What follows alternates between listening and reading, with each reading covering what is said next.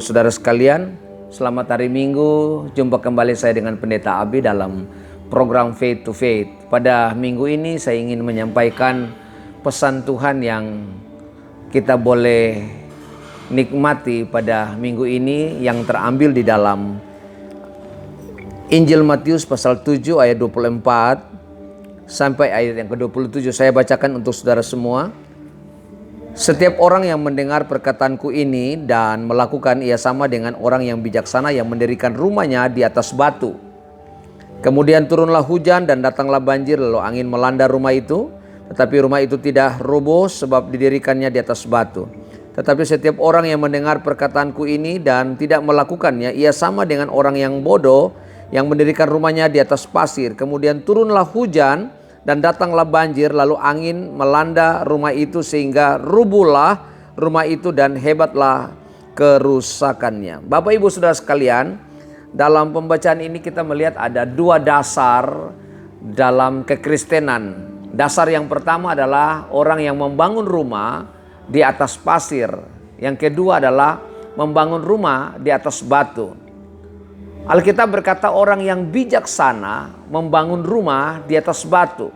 Orang yang bijaksana, Bapak Ibu Saudara-saudara. Kalau kita lihat kata ini saudara-saudara, kata bijaksana berasal dari kata Yunani pronimos. Pronimos ini saudara-saudara dapat didefinisikan dengan cerdas, bijaksana, cerdik.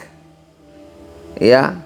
Nah, di sini juga berasal dari kata pren, dan juga sopos, dan juga sunetos. Dari kata-kata ini menunjukkan bahwa orang-orang bijaksana adalah orang yang terampil dalam mengerjakan sesuatu. Orang yang cerdas untuk mengerjakan sesuatu. Orang yang cerdik. Nah, Alkitab berkata bahwa orang yang membangun rumah di atas batu adalah orang-orang yang cerdik, yang cerdas, yang terampil.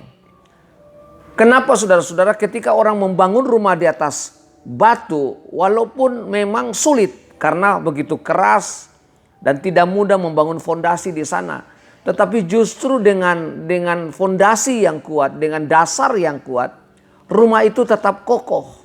Ketika badai datang atau angin topan datang, rumah itu tetap berdiri. Beda dengan di atas pasir. Alkitab berkata orang yang mendengar firman Tuhan dan melakukannya adalah orang yang membangun rumah di atas batu. Tetapi banyak orang mendengar tapi tidak melakukannya, sama dengan di atas pasir. Jadi kekristenan yang kuat itu bukan seberapa banyak yang Anda tahu, tetapi seberapa rindu Anda melakukan firman Tuhan.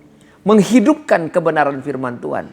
Saya percaya ketika engkau mendengar firman Tuhan, engkau menghidupkan firman Tuhan, engkau menjadikan firman Tuhan itu bagian dalam hidupmu, gaya hidupmu, saya percaya Anda menjadi orang Kristen yang kuat. Orang Kristen yang mampu menghadapi apapun. Ketika Anda menghadapi apapun, Anda mau menerapkan kebenaran-kebenaran firman Tuhan, maka Anda tetap kuat. Ada banyak orang yang melalaikan ini. Mereka pikir mereka hanya tahu, cukup tahu, hanya teori saja dalam hidup mereka. Tapi mereka tidak mengalami kuasa firman dalam hidup mereka. Kenapa? Karena mereka tidak menghidupkan kebenaran firman Tuhan. Alkitab berkata, engkau akan mengetahui kebenaran dan kebenaran itu akan memerdekakan hidupmu. Bagaimana kita mengetahui kebenaran? Ini sama seperti sebuah makanan yang ada di depan kita. Kita katakan enak, tapi kita tidak pernah memakannya. Bagaimana itu bisa kuat bagi tubuh kita? Bisa kuat dan menambah energi bagi tubuh kita. Kita harus mengalami, kita harus menikmati, kita harus menghidupkan. Dengan demikian kita mengetahui. Jadi kata mengetahui di sana bukan mengetahui secara knowledge saja, pengetahuan. Tetapi mengetahui di sana ketika dia menghidupkan kebenaran, dia memahami. Ketika orang itu makan atau minum obat, dia memahami.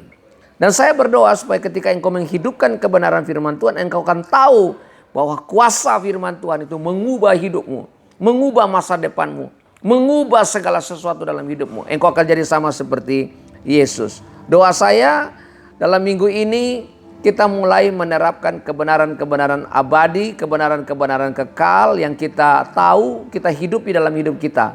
Saya percaya Anda akan mengalami kelimpahan, Anda akan mengalami kemenangan, Anda akan mengalami mujizat, Anda akan mengalami kemerdekaan di dalam Kristus. Saya ucapkan shalom, Tuhan Yesus memberkati, dan selamat hari Minggu.